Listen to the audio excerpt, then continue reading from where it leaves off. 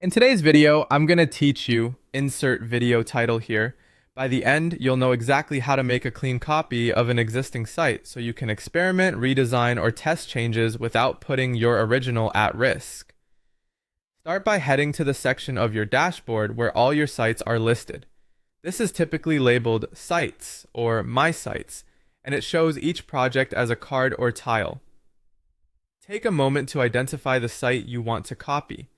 Duplicating is great when you want the same structure, pages, and general settings carried over, so it's worth double checking you've selected the right one. On the Sites card, look for the three dots, often called the More Options menu. It's usually in the top corner of the card. Click those three dots to open a small menu of actions. This menu is where you'll find helpful shortcuts like editing, settings, and in our case, the option to duplicate. From that menu, click on Duplicate Site. Selecting this tells the platform to prepare a complete copy of your site. In most builders, that copy will include layouts, pages, and styles. Some third-party connections, like external integrations or custom domain settings, may not carry over, and that's normal. The goal here is to replicate your content and structure, not your external links or publishing details. A confirmation prompt will likely appear to make sure you didn't click by mistake. When you see it, click Duplicate.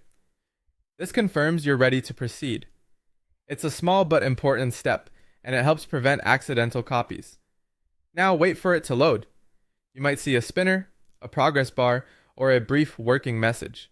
Avoid closing the tab or navigating away during this stage.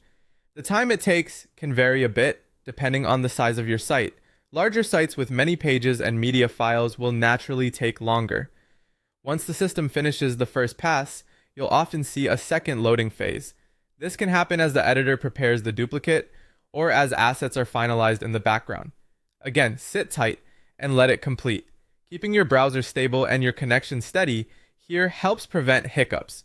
When both loading phases finish, your duplicate is ready. You'll have a safe sandbox to try new layouts, refresh content, or test design changes without touching the original.